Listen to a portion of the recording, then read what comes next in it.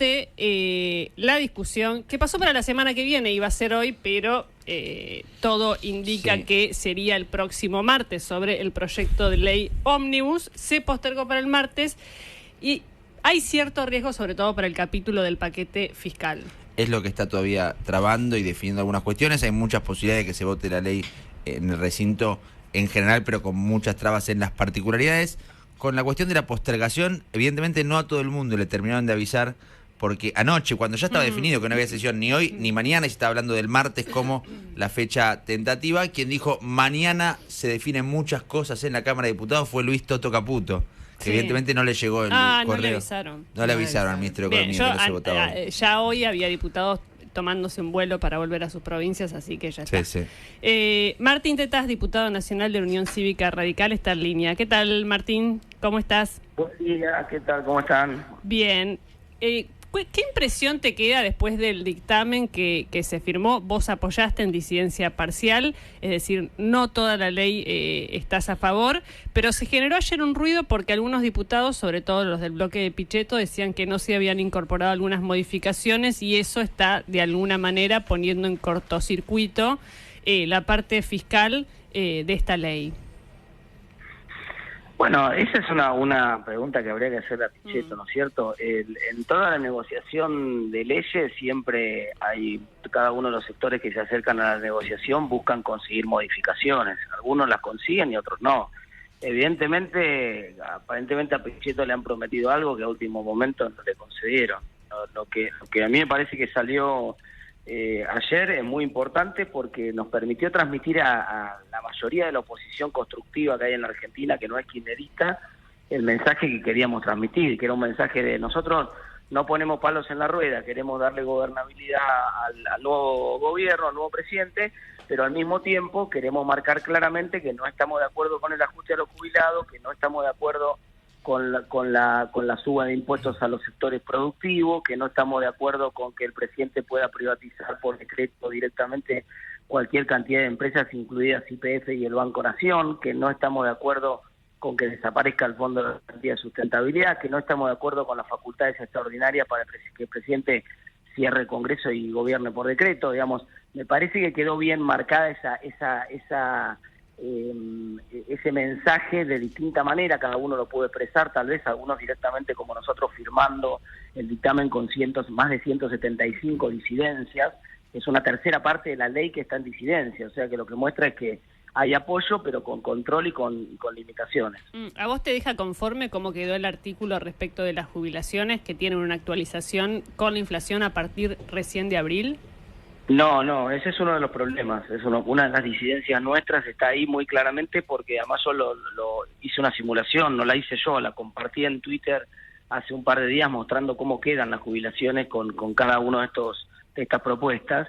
Y el problema es que la regla de jubilaciones actual, la fórmula, que era la fórmula heredada de Alberto Fernández, te ajusta mirando para atrás, usa dos variables esencialmente que son la recaudación de impuestos de la seguridad social y el índice de salarios o el índice RIT, que también es de salarios. Y esas dos variables tardan mucho en ajustar. Por ejemplo, los salarios todavía no reflejaron el aumento de la inflación en diciembre, en enero. Vamos a tener 25 de diciembre, ya subimos, vamos a tener cerca de 25 de enero. No sabemos febrero cuánto, pero va a ser también de dos cifras, de dos dígitos. Entonces, eso no puedo poder decirle a la gente, delito del cielo, toda la inflación pasada, te empiezo a reconocer la inflación a partir de marzo, digamos, así, diciembre, enero, febrero y noviembre, que fue un asesinato también. Entonces, a nosotros nos parece que si el gobierno fuera razonable y dijera, no, vamos a hacer que los jubilados cobren por lo menos lo mismo que cobraban hasta el último día de gobierno de Alberto Fernández, y a partir de ahí vamos a tratar de que su jubilación esté protegida por la inflación, bueno, eso sería razonable, pero no le comamos el 50% de las jubilaciones porque entonces al final es el ajuste más clásico y loco de la historia argentina, lo terminan pagando los jubilados. Martín, ¿cómo estás? Cecilia Buffret te saluda. La situación de las jubilaciones, ¿cómo podría resolverse? ¿Se puede resolver con el compromiso del gobierno de aplicar un bono de determinado monto? No, de ninguna manera. ¿Eso o cómo no, se de ninguna manera porque, a ver, de vuelta vuelvo, no quiero ser autorreferencial, pero está en Twitter la simulación para que la vean cómo queda. Si yo, lo que vos generás, si aprobás la fórmula como la está aprobando el gobierno, es que las jubilaciones de acá en adelante y para siempre van a ser entre 35 y 45% más bajas de lo que eran hasta el mes de noviembre del año pasado. Un trimestre de inflación va a claro, quedar sin actualizarse. El peor trimestre durísimo, claro. Claro, no es que te come un trimestre de 5%, te come un trimestre de que la inflación sumada va a ser 80, no sé cuánto va a ser. Entonces, es una animalada, no hay manera de permitir. Vos podés decir, no, pero yo ese agujero que te como te lo voy a pagar con un bono, me decís vos, durante un mes, 2 meses, 1 año, 2 años, y cuando se termine el bono, vamos, no, y además el bono genera un achatamiento de la pirámide que también es brutal. Si esto va a terminar Martín, en una entonces, catarata. ¿quién da el voto para qué número tienen para este artículo? No tienen número para aprobar ese artículo. O sea Así que ese artículo no va, salvo que acepten la modificación sugerida nuestra. ¿Qué va a pasar en esto? También para contárselo a la gente y que sepa la gente cómo es. ¿Cómo funciona esto? Vos haces una primera votación en general. Primero, el martes que viene empieza la sesión. Va a haber 200 discursos, todo el mundo va a hablar, esto va a durar 24 horas, a las 24 horas de todos los discursos se va a votar en general. El gobierno creo que va a conseguir el apoyo en general, nosotros vamos a apoyar el proyecto en general, el gobierno tiene los votos para conseguir el apoyo en general. Luego, después de aprobada la ley en general, va a venir la discusión punto por punto. Entonces, el presidente va a decir, bueno, estamos de acuerdo en aprobar en particular, y van a empezar a levantar la mano todos. Van a decir, no, miren, yo quiero hacer un comentario sobre el artículo 10. El otro va a decir, yo quiero hacer un comentario sobre el artículo 11. Y cuando llegue a la cuestión de jubilaciones, lo que va a pasar esencialmente es que algunos vamos a hacer alguna sugerencia de modificación del dictamen oficial. Sabiendo que ese dictamen no va a pasar así. El oficialismo, muchas veces en la negociación previa, es aceptar esa sugerencia, porque ya sabe que no va a pasar ese artículo. No sé si te estás moviendo, Martín, pero hay momentos en los que te perdemos un poco en la comunicación. Estoy quieto, es una parabólica humana en este momento. Parate en un banquito. No debe ser mucha diferencia, ustedes ya saben eso, pero bueno, hago lo posible, a ver que demos unos quietitos, trato de que el corazón... Ahí no. ¿Ahí estamos bien? ¿Así? No. ¿Así? No. A ver, 10 centímetros.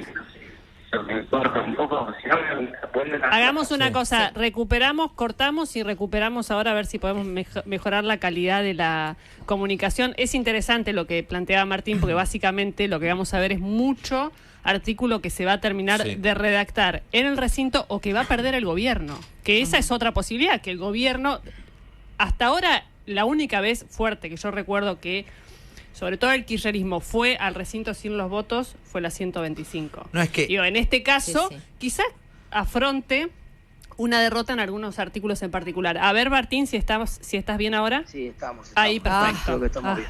Qué alegría. Efectivamente, Jessy, yo creo que el gobierno primero va a afrontar una derrota en muchos artículos en particular. Te diría que una tercera parte de los artículos de esta ley probablemente no pasen en la votación particular. Particularmente, valga la redundancia, hay algunos que son muy sensibles porque el corazón del ajuste fiscal que pretende hacer el gobierno, bueno, claramente, por más que lo niegue el ministro, lo nieguen otros diputados, claramente buscaba pasar por los jubilados. Y bueno, esa es una bandera que nosotros de ninguna manera vamos a aceptar. Entonces, lo que va a pasar es esto. Nosotros vamos a proponer, seguramente, cuando se haga la discusión particular, vamos a proponer, bueno, está bien la fórmula de reconocerle la inflación a los jubilados del mes pasado, pero empiecen reconociendo la de diciembre. O sea, la de diciembre y la de enero tiene que estar en la cuenta. Martín, si la de diciembre y la de enero no está en la cuenta, no. Martín, ahora, ¿no es una trampa eso? Porque si en esa discusión atomizada finalmente lo que hace es caerse el artículo, no votarse ninguna definición sobre el asunto y queda la fórmula actual, la verdad es que los jubilados van a perder muchísimo y van a quedar completamente a la discrecionalidad del Ejecutivo que decida cuánto les da de un bono cada uno de los meses del año, porque la fórmula que se va a aplicar es la actual, que en este modelo de inflación acelerando es la peor de todas. Por tercera vez, está justamente el gráfico con la simulación en internet para que lo puedan ver. No es así, no es así. Lo que va a terminar ocurriendo, obviamente, si el gobierno no baja la inflación, esto va a ser una tragedia. Imagínate, es insostenible un nivel de 25% de inflación por mes, es una hiper. Si el gobierno no baja la inflación, va a ser una tragedia. La fórmula actual lo que hace es, cuando la inflación va subiendo, te mata. Pero cuando la inflación va bajando, te mejora, te beneficia, te mejora. Entonces, si efectivamente el gobierno cumple con su promesa de empezar a bajar la inflación en Argentina, las jubilaciones se van a empezar a recuperar. Y de hecho, para con la vos fórmula... es mejor que la fórmula actual, que persista la fórmula actual antes que este modelo que propone el gobierno de indexar por inflación a partir de abril. Absolutamente, sí, porque estamos hablando de 40% menos de jubilaciones con la fórmula del gobierno. Entonces, digamos, no es matemático, no es que es una opinión personal o subjetiva, es matemático. Depende de que la velocidad, de que al gobierno le salga bien la baja de la inflación, ¿no? Absolutamente. Si no, Ahora, claro, alguien me decía ayer eso, me decía, ¿y si la inflación sube para siempre? Bueno, si la inflación sube para siempre, el menor de los problemas va a ser la fórmula de ajuste. Claro. El país va a volar por los aires, tendremos un presidente, no sé, volará el presidente también. Es una tragedia, ¿entendés? Yo espero que no. Espero que el presidente tenga éxito realmente en controlar la inflación y todos los supuestos que hacemos de la discusión tienen que ver con que la inflación empiece a normalizarse en Argentina. Ahora, Martín, Marina te saluda, ¿cómo estás? Justamente te corro un poquito del debate de la coyuntura estricta y del desagregado de los articulados de la ley ómnibus y vamos un poquito al tema de la inflación. En tu expertise de economista, ¿vos crees que las herramientas propuestas por el gobierno son las indicadas? ¿Crees que hay chances de éxito en este plan de estabilización? ¿Crees que hay algo como un plan de estabilización en este contexto? Esto ¿cómo lo ves? Porque en definitiva estamos discutiendo siempre esto, si el gobierno va a tener éxito o no en bajar la inflación. ¿Cuál es tu mirada sobre esto y si crees que hay una chance? Justamente lo que no hay es un plan de estabilización. Esa es mi crítica principal al gobierno. El gobierno corrigió precios relativos, digamos, hizo un plan de ajuste, sí, hizo un plan de ajuste. Y tiene en marcha una parte del plan de ajuste y procura con esta ley profundizar ese plan de ajuste. El plan de ajuste es un plan de ajuste clásico, no hay ninguna novedad, es el plan de ajuste que históricamente se buscó hacer en la Argentina, que es la combinación de bajar el gasto público y subir impuestos. Digamos, esto no tiene ninguna novedad, atrás quedó todo el discurso de la campaña de Milei, no, eso lo dejó en la puerta de la Casa Rosada. Cuando entró a la Casa Rosada se agarró del manual del ajuste clásico de América Latina. Y lo que está haciendo es queriendo subir impuestos y bajar el gasto. Está bien, hasta ahí ninguna novedad. Ahora, plan de estabilización desde el punto de vista inflacionario, no hay. Vos fíjate que ya estamos discutiendo que la inflación se está comiendo el dólar, la devaluación oficial del dólar de 800. Entonces, con este nivel de inflación, muy probablemente el gobierno para marzo o abril va a tener que hacer una nueva devaluación para volver a reconocer que el dólar ya no vale más 800 tampoco. De hecho, los paralelos, ya la brecha se incrementó y los paralelos están más cerca de 1.300 que de 800.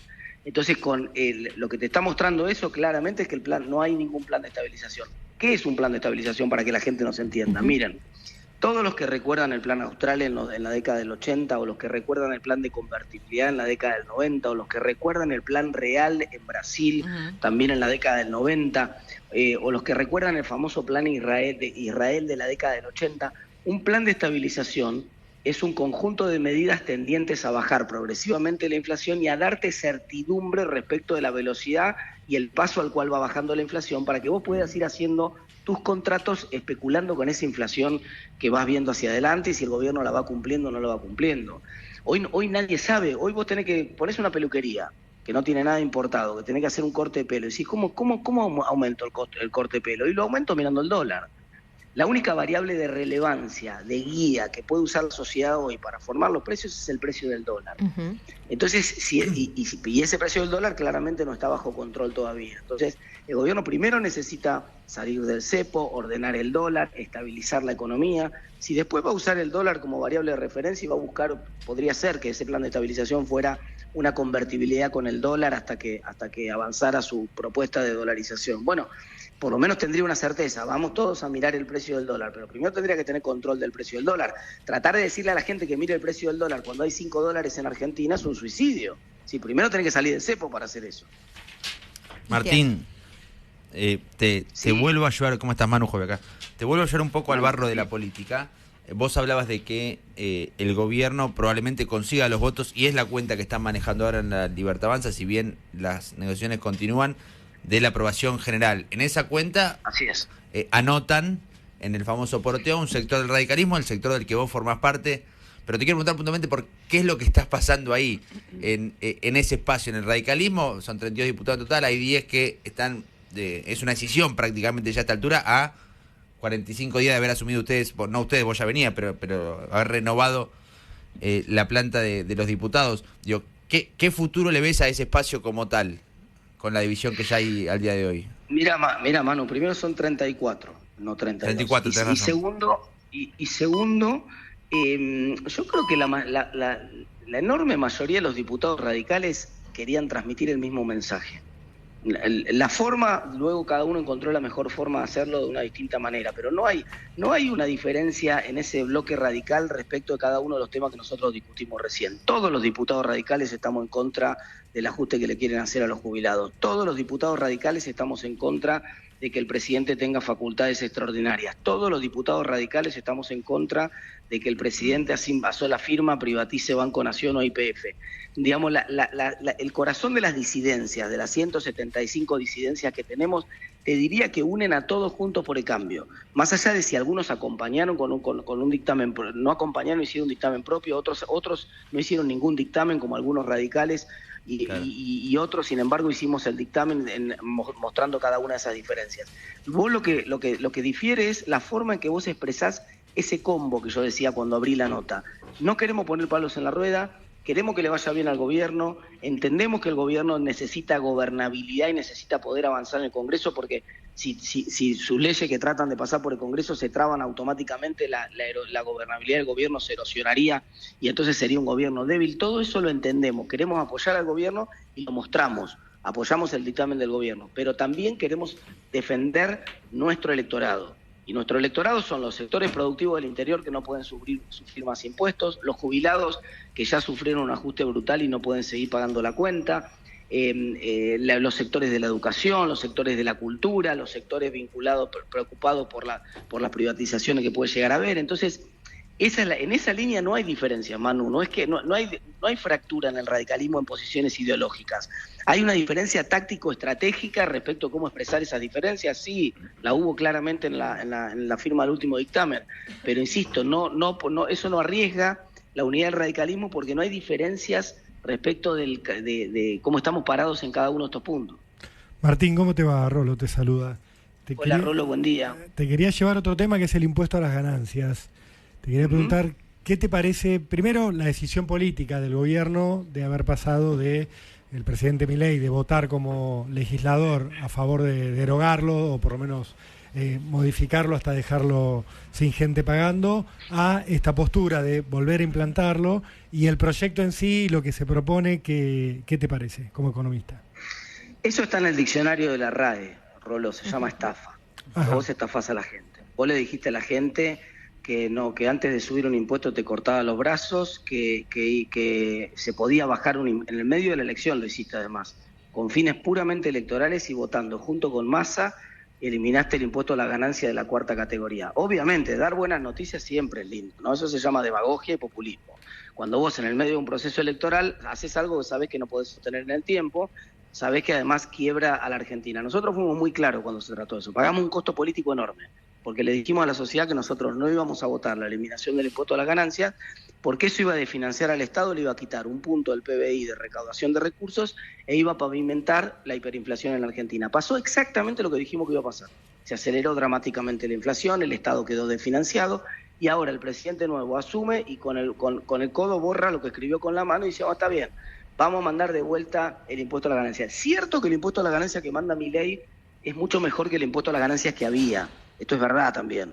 Está mejor diseñado, el mínimo no imponible es bastante más alto, las alícuotas crecen de manera más pareja. Entonces, cuando vos mirás cuánto paga un portero de una escuela que tiene 20 años de antigüedad, bueno, sí, con la nueva ley del impuesto a las ganancias va a pagar menos de lo que pagaba antes con la ley del impuesto a las ganancias que estaba vigente en el gobierno de Alberto. Eso es verdad. Pero esta reforma busca hacerse en el contexto de una estafa. Entonces yo lo invito al señor presidente a buscar los votos con Massa, como consiguió para hacer la demagogia que hizo durante el mes de septiembre, que busque exactamente los mismos votos de Massa y de los gobernadores para hacer ahora la reimplantación de ese impuesto a las ganancias, porque de nuestro lado no lo va a conseguir. ¿Es una ironía o es real? el radicalismo cómo va a votar. Te lo pregunto en serio. Nosotros, muchos de nosotros hemos inclusive firmado compromisos de no votar aumentos de impuestos en Argentina. Entonces, al menos, obviamente no. O sea, van a votar en contra, te lo pregunto en serio. O por lo menos, o muchos se van a abstener, supongo, ¿no? Okay. Pero va a ser difícil pensar que muchos diputados de la oposición acompañen un aumento de impuestos para la clase media, que es claramente el reconocimiento de una estafa que se hizo sobre el electorado. A mí me parece difícil pensar que Por otro lado, y para complementar este tema, nosotros necesitamos tener una discusión integral de todo el sistema tributario de la Argentina, porque si vos me traes los impuestos de a uno, me los pones arriba de la mesa, muchas cosas van a parecer razonables, pero cuando terminemos de construir esa reforma va a ser Frankenstein. Ahora, Entonces, Martín, lo que tenemos que hacer es discutir toda la estructura tributaria de la Argentina. ¿Quiénes van a pagar los impuestos? ¿Cuánto van a hacer? Esa discusión tendría que ver. Ahora el ministro dice que esa discusión viene para 2025. Ahora, Martín, lo que estamos diciendo y pensando cuando hablamos de Milei impulsando un impuesto, como es este impuesto a la ganancia, más allá de la reforma en el nombre, ingresos personales ahora, y la promesa de cortarse un brazo antes de subir un impuesto, también termina aplicando para Juntos por el Cambio si no acompaña esto, porque cuando Massa lo propuso se lo votaron en contra, digamos, todo ahí pareciera aprovechamiento político de las decisiones en definitiva, ¿no? No, pero ¿a vos te parece que nosotros aprovechamos políticamente votar en contra de la clase media y en contra de la eliminación de uno de los principales impuestos que la clase media puteaba en la Argentina? Fue al revés. Nosotros no aprovechamos ¿Tuvieron un nada, costo o era votar por el candidato oficialista, digamos, la propuesta del candidato oficialista con lo que eso implica? Nosotros, pues no implicaba nada. El que la votó con él es presidente de la Nación hoy, ¿sí? Que no implicaba nada.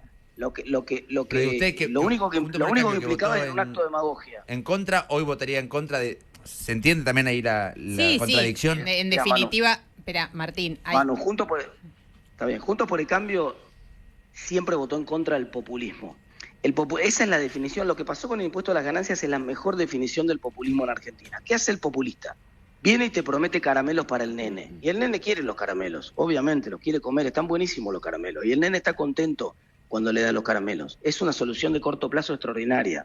Hasta que el nene va al dentista y empiezan a caérsele los dientes porque está comiendo caramelo a los 5 años, o peor, cuando ya cambió los dientes, y entonces se le caen los caramelos, los dientes a pedazos, ¿entendés? Pero Martín, en esa populismo siempre posición, te ofrece perdóname. soluciones de corto plazo que son mortales en el largo plazo. Solo que acá el largo plazo llegó demasiado rápido. Le llegó al presidente al mes de haber asumido, se dio cuenta el presidente que había desfinanciado el gobierno y ahora quiere volver y decir, miren, disculpen, me equivoqué, ahora voy a volver a poner impuestos a la ganancia. Sí, Martín, pero en la explicación y en el argumento que das, parece que estás que la decisión de votar es en función de castigar o premiar casi personalmente la decisión de un político y no la estrategia tributaria de un país. Digamos, ¿vos estás de acuerdo o estás en desacuerdo con el impuesto a las ganancias? Qué sé yo, más allá del nombre de quien lo impulse o lo que haya hecho antes o lo que haya hecho después. Está bien, pero eso es lo que te digo yo, Ceci, la discusión es integral. Vos no me podés preguntar si estoy de acuerdo o en desacuerdo con cada uno de los impuestos, porque vos me vas a preguntar, ¿estás de acuerdo con el IVA o estás en desacuerdo con el IVA? Y la verdad que es el impuesto uno de los más importantes de todo el país, pero no puede pagar ser más importante lo que la clase media baja paga de IVA que lo que se paga de impuesto a las ganancias. Está mal armado todo el sistema tributario de la Argentina. Entonces, si el gobierno quiere traer una discusión integral de todo el sistema tributario de la Argentina, el Congreso va a ser bienvenido. Nosotros la vamos a dar con absoluta honestidad esa discusión. Ahora, lo que va a ocurrir, ustedes me preguntaron, ¿qué va a pasar? ¿Ustedes van a votar un aumento de impuestos para la clase media en Argentina? Mi respuesta fue no vamos a votar un aumento de impuestos a la clase media. Seguramente ese aumento de impuestos probablemente pase con el voto de los gobernadores, o sea, y sobre todo de algunos sectores del peronismo que capaz que lo acompañan al gobierno, del gobierno y no sé, y y las abstenciones de mi espacio político probablemente, pero no, por lo menos en lo que a mí respecta, yo no voy a votar un aumento de impuestos en Argentina. Martín, Gaby, ¿cómo estás? ¿Qué tal, Gaby? ¿Cómo te va? Otra vez, perdón, si viene en un esquema integral de todo el sistema tributario de la Argentina, claro, porque voy a estar votando impuestos que bajan, impuestos que suben. Entonces voy a tratar de eliminar todos los impuestos a la producción y me voy a tratar de quedar con dos grandes impuestos, que es el impuesto a las ganancias y el IVA en Argentina. Pero primero eliminame todos los impuestos a la producción, porque si no es una locura. Martín, pareciera ser que digamos las mecánicas que hay que llevar adelante para poder arreglar todo este problema económico, mucha gente la tiene clara, pero al mismo tiempo cada vez que la quieren implementar no pueden porque hay una sociedad que no permite. Hay una cultura profunda que no permite hacer lo que hay que hacer, que tiene que ver con muchas de las cosas que vos decís, pero además tiene que ver con aceptar que a largo plazo puede mejorar la cosa siempre y cuando vos hoy la pases mal. Y esto parecería ser que esa ecuación da siempre. Viene un tipo, dice que va a hacer algo, no lo puede hacer, entonces miente y después no lo hace porque si no se pierde el apoyo popular. ¿No será que el problema más que económico es un problema cultural y que los políticos y ustedes, los economistas, no están tomando demasiado en cuenta cuando hacen el plan a llevar a cabo? Porque obviamente las ideas buenas las tienen todos, pero después cada vez que la quieren aplicar, hacen agua. Mira, hay un equilibrio, Gaby. El equilibrio es que siempre es más difícil ganar una elección diciéndole a la gente lo que hay que decirle y la verdad. Y a nosotros una parte no todo, por supuesto, cometimos muchos errores durante el proceso del año pasado, pero una parte de que nosotros perdimos la elección es que teníamos del otro lado gente haciendo actos de demagogia, inclusive juntándose para hacer el acto de demagogia, y nosotros tomando decisiones que eran impopulares, pero que eran las mejores en el mediano y en el largo plazo. A veces cuando vos haces eso, en el corto plazo perdés elecciones. En el mediano y en el largo plazo, si vos estás firme en tus convicciones, la gente te lo termina apoyando. Entonces por ejemplo, aun cuando venga alguien y me muestre los datos y me diga, mirá que si vos ajustás a los jubilados resolvés el problema del déficit fiscal en Argentina, se estabiliza la moneda, y yo te voy a decir, mirá, yo no voy a ajustar a los jubilados para hacer eso. Aun cuando vos me muestres que con eso voy a resolver el problema de la inflación en Argentina, no voy a ajustar a los jubilados. Me estás contestando como economista. La pregunta que yo te hice va un poco más allá de eso. Te estoy contestando como político, no como economista. No, ya entendí, pero quiero decir, vos estás contestándome que si subís esto, bajás lo otro, se puede arreglar. Yo estoy diciendo, pareciera ser que cualquier solución que vos tengas, cuando la quieras implementar, no vas a poder. Porque hay un problema cultural profundo que te impide que vos hagas lo que hay que hacer. Entonces, si vos seguís hablando de economía, es porque no me estás entendiendo el problema. Pero de eso se trata la política, Gaby. De eso se trata la política. Vos la política es el arte de la construcción de una mayoría que puede hacer la reforma que vos necesitas hacer. Claro que si yo tengo una minoría electoral, ese es el problema de origen de este gobierno. Este es un gobierno que de origen tiene poco volumen político. Por esa razón el propio presidente Milei dejó buena parte de sus convicciones, y eso está bien, en la puerta de la Casa Rosada. A medida que fue avanzando el proceso, fue ampliando su capital político. Por esa razón sumó a una parte de Juntos por el Cambio en el gabinete, hizo un acuerdo político con Patricia Bullrich y Mauricio Macri, no porque le gustaban, porque necesitaba, para avanzar en las reformas, ampliar su base de sustentación política. Por eso hizo un acuerdo político con el peronismo de la provincia de Córdoba y le dio el ANSES y la FIP al peronismo de la provincia de Córdoba. Por eso lo puso al candidato a presidente de Cristina, que fue Daniel Scioli, de ministro de su gobierno. Es decir, cada una de las decisiones que vos ves que va tomando el gobierno son decisiones pragmáticas, que yo no las juzgo, me parece bien, lo entiendo, está aumentando su volumen político, pero esa es la realidad.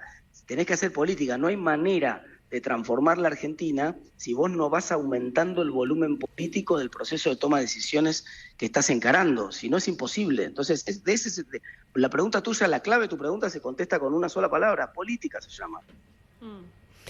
Sí, es una larga discusión y también es difícil para un presidente. Quería hacer referencia al artículo de Carlos Pagni de hoy, que se titula Javier Milei obligado a la campaña permanente, y básicamente plantea la debilidad parlamentaria que tiene, pero a la vez esta necesidad de alguna manera nutrir lo que fue su discurso de campaña, que es en contra de la casta, y no aparecer negociando justamente con la casta. Pone un poco ese dilema que tiene que controlar, dice, con relojería, y es muy difícil porque en definitiva la base de sustento de Milei no es ni los diputados, ni los senadores, ni los gobernadores, sino la gente que lo votó, la popularidad. Entonces, bueno, sí. Todo el tiempo está esta mirada, está la construcción también de un relato para sí mismo. Algunos dirán, es una cuestión tan menor. No es menor, porque llegó hasta acá en base al relato que se generó sobre su propio personaje, su propia figura, sus propias ideas, y no quiere ceder en esto. Por eso me parece que lo que pasó ayer, vos un poco relativizás este enojo de un grupo de diputados que tiene con Milei porque le ha prometido una cosa. No sé si Milei o algún interlocutor se dio marcha atrás, y la verdad la sesión hoy no se está haciendo por esa razón. Entonces, la semana que viene, y con esto te quiero, para cerrar la conversación, te quiero preguntar esto. ¿Vos crees que el martes que viene va a haber sesión y que va a tener un tránsito medianamente tranquilo el debate en la Cámara de Diputados con un resultado positivo o no? La discusión va a ser intensa, la sesión va a empezar efectivamente el martes, va a avanzar el martes y vamos a llegar, no sé cuánto va a tardar, va a ser una sesión maratónica de muchos días. Y muchos días. De muchos días, sí, obviamente.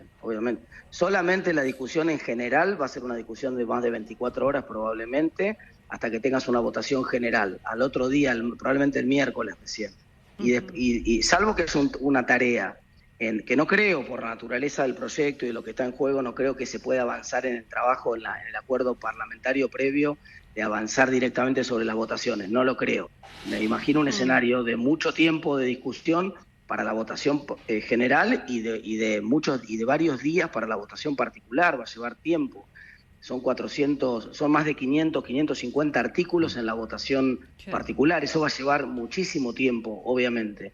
No lo veo tampoco hasta ahora, o no lo vi yo hasta ahora, al presidente Milei metido él en las negociaciones. Así que no me consta ni que él por no ahí negocia, pero él es el que dice sí o no al momento de validar algo. Bueno, bárbaro. Ahora, esa para cerrar el punto respecto al comentario que hacían ustedes y cerrar mi argumento. Efectivamente, el Milei ya dejó de lado su discurso anticasta el día siguiente de la primera vuelta, cuando sumó a la mitad de lo que él decía que era la casta, y ya empezó a hacer un discurso antikirchnerista. Y ahora, desde que asumió, el 10 de diciembre, mostró un pragmatismo que no había mostrado hasta ese momento, amplió su base de sustentación sumando peronismo y casta, más casta que Daniel Scioli, digamos, un tipo que vive de la política hace 40 años, creo que no hay en la República Argentina, y es el candidato a presidente del kirchnerismo de la última elección, de la elección anterior. Entonces ahí ya, digamos, se terminó todo con ese... Pero él ya no tiene por qué seguir buscando en la base de sustentación que él ahora lo que necesita es que la Argentina avance. Es presidente de la nación antes que candidato. Claro, necesita que baje la inflación, necesita que empiece a mejorar. Si baja la inflación en Argentina, si mejora la situación de todos los argentinos, Milei va a ser reelecto con otra base de sustentación. Sí, pero necesita 3 meses, y en esos 3 meses es cuando él mantiene su discurso que le dio resultados. Yo creo que lo que vos decís tan convencido, no sé si en general es percibido de esa manera, que él abandonó el discurso en contra de la casta. Yo creo que todavía tiene un apoyo en ese sentido.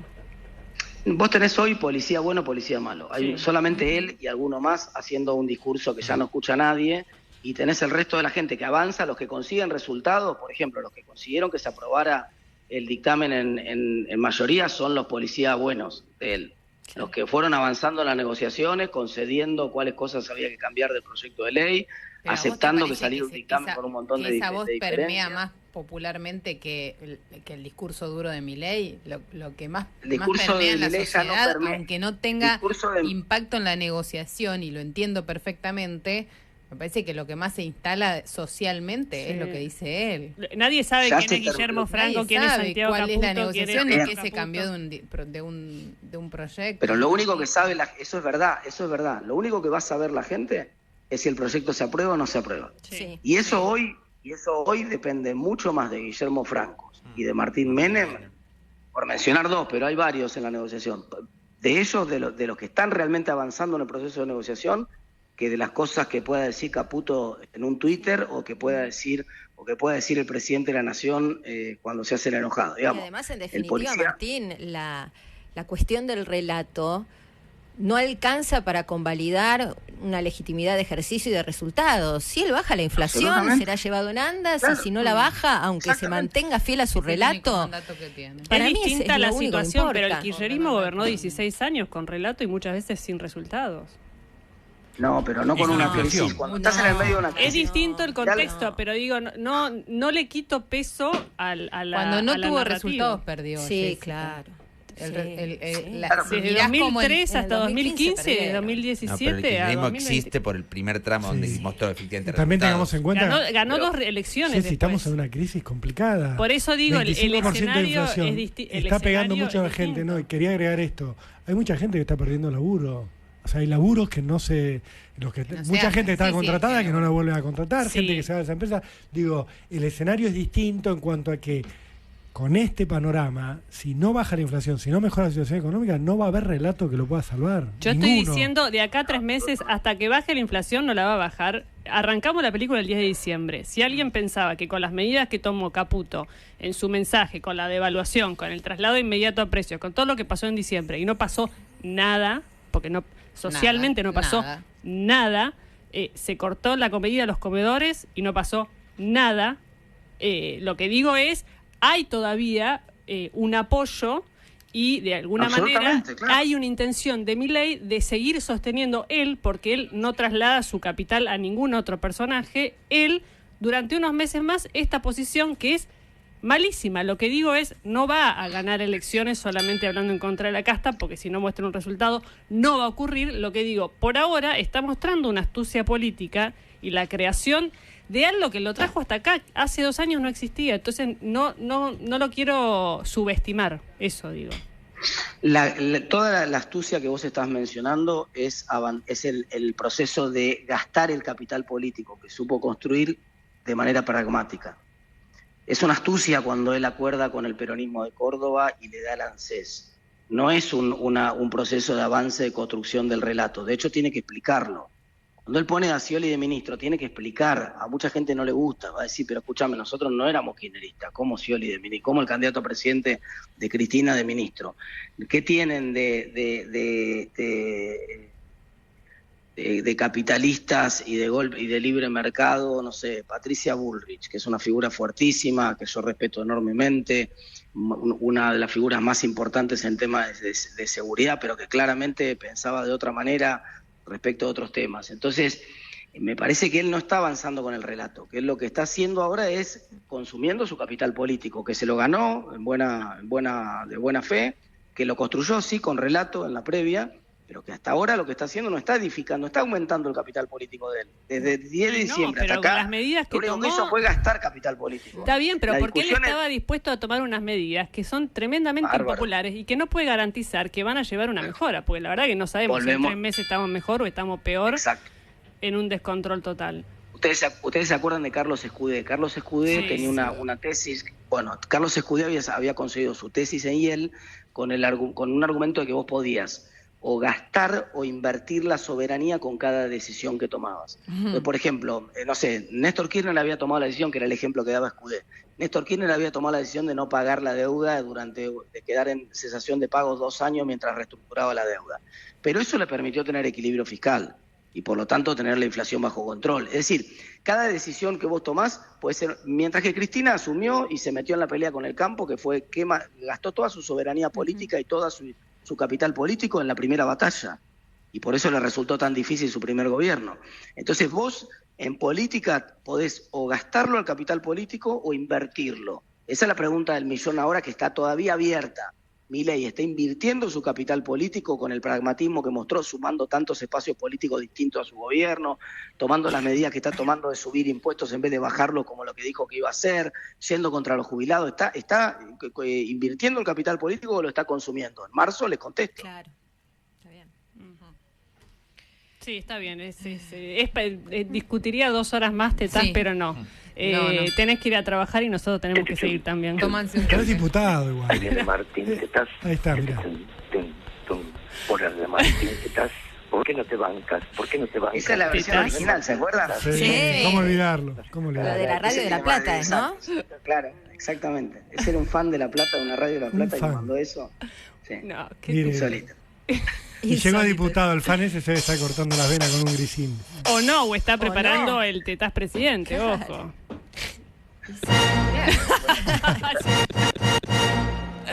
Se está pensando su... Dejo lanzada mi campaña presidencial en este momento. Bien. ¿Tetaz 2027? Esperemos que haya 2027 en Argentina, primero Rolo, después vemos quién es el candidato. Pero estuvo bien. Respuesta de candidato a presidente. No sabemos. No, 2027 tiene razón Levina. No, dijo en Argentina, dijo Tetaz. Esperemos que haya 2027. Los países no quiebran, Tetaz. El mundo puede terminar antes. Aún quiebran, pero siguen estando. Sí. Gracias, Martín, te mandamos un beso. Buenos días, nos vemos, hasta luego. Martín Tetaz, diputado nacional del UCR. Abre un frente de discusión que es para los que lo analizamos, por supuesto estar adentro y vivirlo es otra cosa, pero que da para mucha polémica, ¿no?